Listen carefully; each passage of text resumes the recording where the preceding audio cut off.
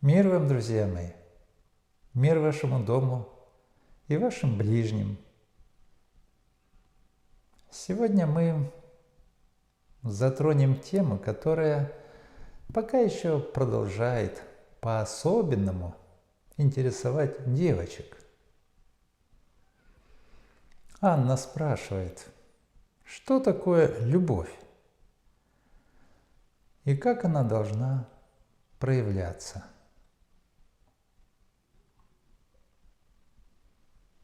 Ах, любовь! И в то же время есть народное образное выражение. Любовь зла, полюбишь и козла. В жизни человека любовь прежде всего подразумевает некое очень сильное переживание, способное вызвать труднопреодолимую психологическую привязанность между мужчиной и женщиной.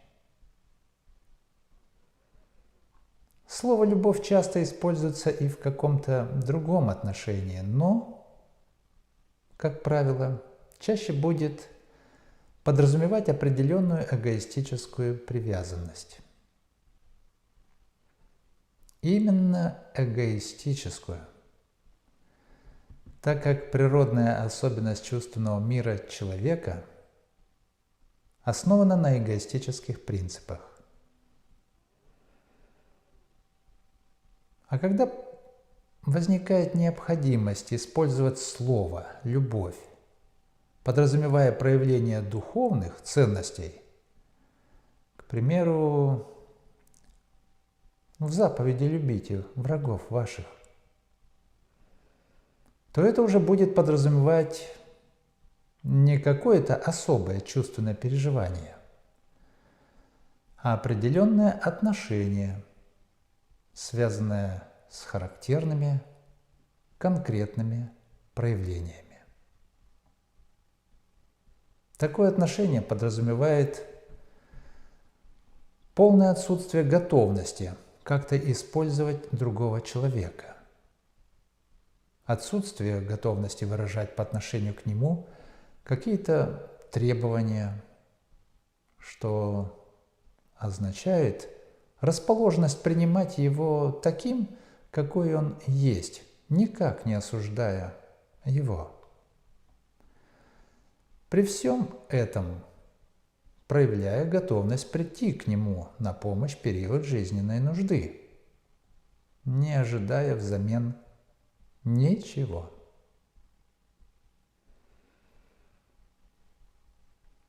В этом своем ответе я не буду детализировать особенности, связанные с проявлением духовной любви, а остановлюсь на определенном рассмотрении того особого чувственного переживания, которое большинству из вас хорошо знакомо, и от проявления которого ваши действия, как правило, нередко начинают выглядеть как бы глуповатыми. Особый чувственный всплеск, который способен проявляться между мужчиной и женщиной, основан на инстинктивных принципах организма и носит крайне эгоистический характер. Такая, назовем ее природная любовь, призвана связывать между собой только двух людей. Если кто-то умудряется сказать, что также любит и еще кого-то другого, то это может означать только одно. В данное время этот человек пока еще не испытывает природную любовь вообще. Природная любовь не длится всегда. Это чувство прежде призвано помочь найти того, кто способен создать благоприятные условия именно для вашего развития. А наиболее благоприятные условия будут, когда любовь проявляется обоюдно. Добрачное проявление насыщенной чувственной привязанности призвано помочь выстраивать нормальные взаимоотношения в первый период знакомства, ибо этот период способен располагать крайне кризисным проявлением. Воспитание человеческого дитя требует достаточно продолжительного периода времени, а наиболее благоприятное воспитание возможно только в условиях благостных взаимоотношений родителей. Совместное проживание должно подразумевать благоприятную согласованность в действиях, но именно начальные попытки проявлять согласованность будут неизбежно рождать конфликтность, так как исключительно каждый человек имеет неповторимую специфику восприятия происходящей реальности, что располагает к разному и неповторимому восприятию одного и того же обстоятельства. На многое иметь один и тот же взгляд не получится. А значит, кто-то в чем-то неизбежно должен будет уступить. Возникающая между мужчиной и женщиной любовь как раз и призвана помочь в начальный период времени решить эту условно-базовую конфликтность. Ибо ярко выраженная сильная привязанность и определенная характерная зависимость от другого способна вынудить смириться с иной точкой зрения, создавая дополнительную возможность научиться понимать и принимать ближнего таким, какой он есть.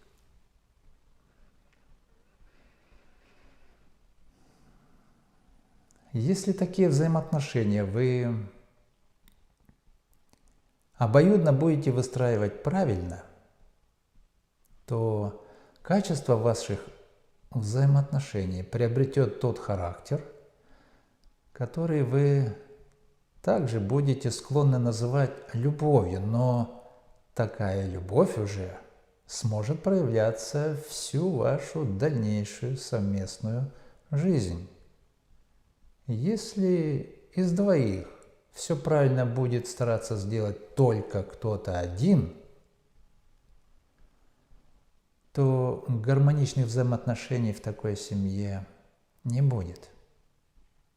И останутся только попытки сохранять видимость наличия нормальной семьи, но по существу нормальной семьи не будет.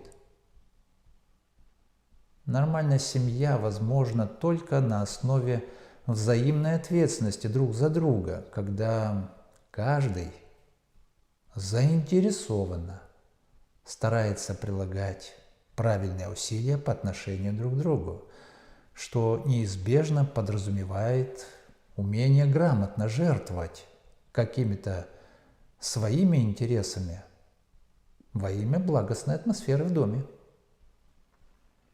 Я говорю о грамотности, так как не каждая такого рода жертва может способствовать нормальному развитию взаимоотношений. Наиболее интересна жертвенность, которая основана на собственном осознанном усилии, а не по принуждению в связи с проявленной кем-то обидой и капризами. Грамотно проявлять жертвенность будет возможным, когда вы станете учиться понимать принципиальную разницу восприятия реальности, которое присуще мужчинам и женщинам. Когда вы не станете ожидать от мужа или жены того, что сможет ущемлять мужское или женское достоинство.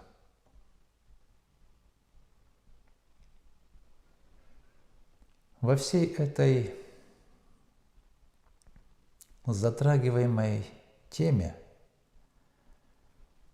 очень важно правильно понимать, что природную любовь невозможно специально вызвать в себе какими-либо сознательными усилиями, а значит, будет крайне глупо кого-то обвинять в том, что он смог в кого-то неожиданно влюбиться.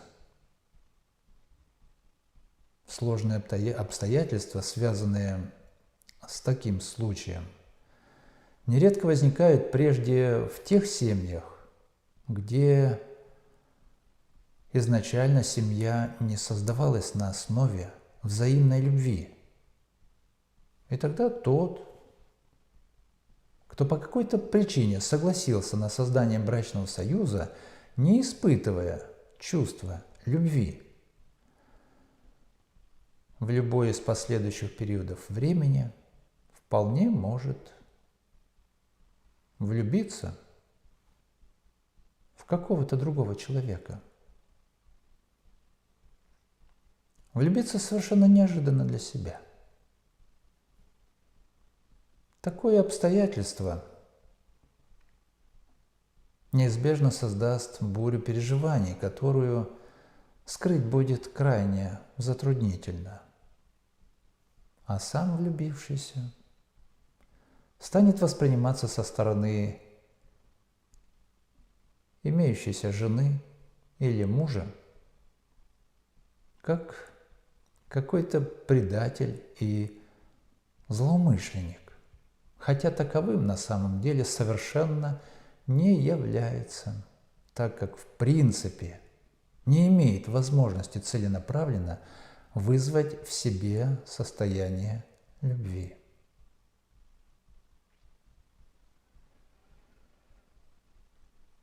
Влюбляясь, вы неизбежно обретаете очень сильную заинтересованность составить брачный союз с тем, к кому чувственно привязались. При такой заинтересованности, как правило, вы не склонны придавать особое значение тому, есть ли аналогичные ответные чувства у вашего избранника. Ваш эгоизм прежде всего будет стремиться получить желанное. Такое желание станет приоритетным. И если вы каким-либо образом исхитритесь составить семью с тем, кто вас еще не смог полюбить, вам следует правильно осознавать, что именно вы сделали выбор, который по умолчанию предполагает обстоятельства, когда ваш избранник совершенно естественно сможет влюбиться в кого-то другого, а не в вас. Вам надо быть готовыми не осудить его.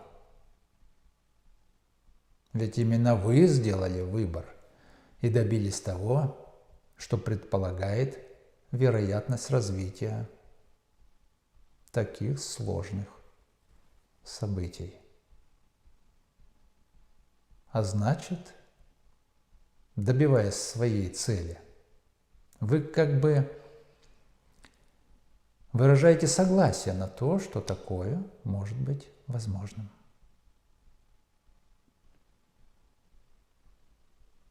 Влюбившийся человек становится предельно уязвим. Духовно незрелые и невоспитанные эгоисты способны легко нанести такому влюбленному очень тяжелые душевные раны. Будет очень благоприятным, если вы наконец-то сможете стать умнее и сможете осторожно отнестись к тому состоянию, к такому состоянию того, кто оказался рядом с вами, как бы сильно ни был задет ваш собственный эгоизм. Состояние влюбленности – это состояние, когда человек пребывает как бы не в себе. Не осуждайте и не высмеивайте влюбленных, так как такому неизбежно придется однажды подвергнуться и вам самим. Будет настолько больно, что может утратиться и интерес к жизни.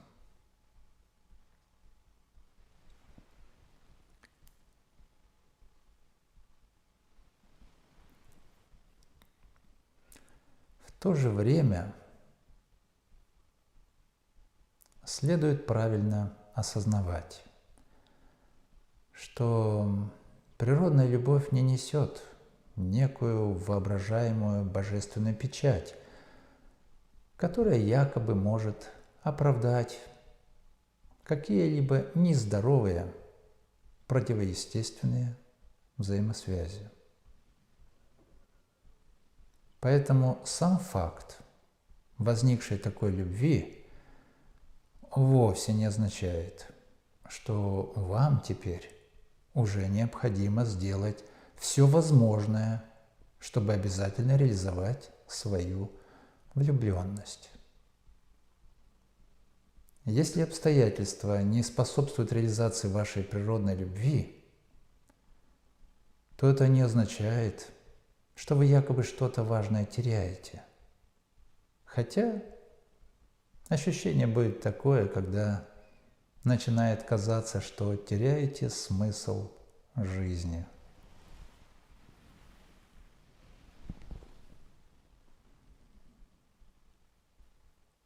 В таких условиях, провоцирующих страдания, потерять что-то важное вы сможете только в случае неправильных проявлений, к которым неизбежно станет располагать ваш собственный ущемленный эгоизм. Помните, как бы вы ни мечтали о каком-то идеале,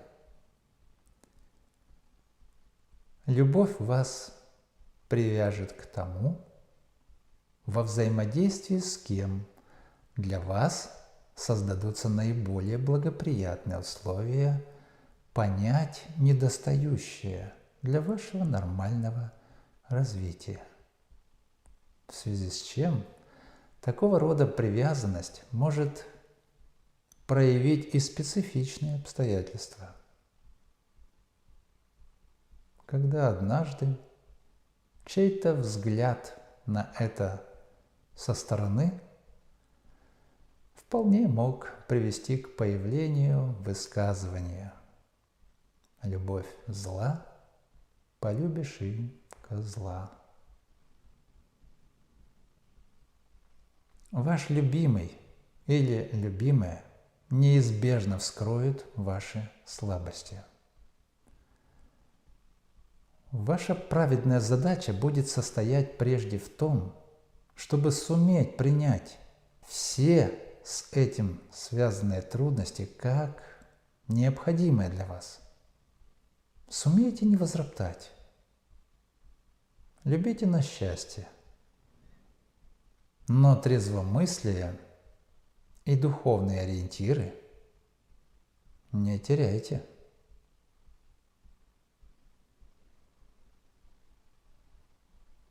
Не придавая должного внимания уже имеющимся до этого времени некоторым достаточно правильным духовным ориентирам, человек неизбежно попадает в обстоятельства, когда проявляющийся у него эгоистический, чувственный интерес совершенно естественно располагает к тому, когда сознание самого человека под влиянием его сильных переживаний легко будет создавать ложную логическую цепочку рассуждений, убеждающую в правильности того, что другие правильным не видят. Теперь же вы можете быть свидетелями невиданных до этого времени масштабов, проявляющихся всевозможных безумных извращений, где многие безумцы, творящие беззаконие, как правило, стремятся использовать слово «любовь» как что-то, что якобы может оправдать их нездоровые действия. В этот знаменательный и судьбоносный период библейские упоминания про Содом и Гоморру правильнее будет сопоставлять уже не с каким-то одним небольшим народом, а с представителями всего человечества.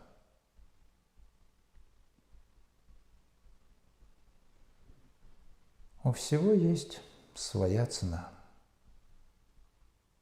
Заплатить придется.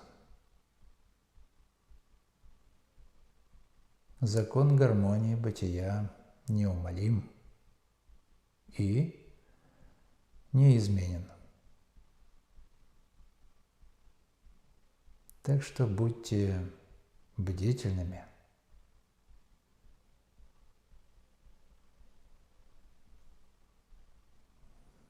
Учитесь постигать законы истины. От этого зависит ваша жизнь и благополучие. Благостных вам дней, друзья! До встречи!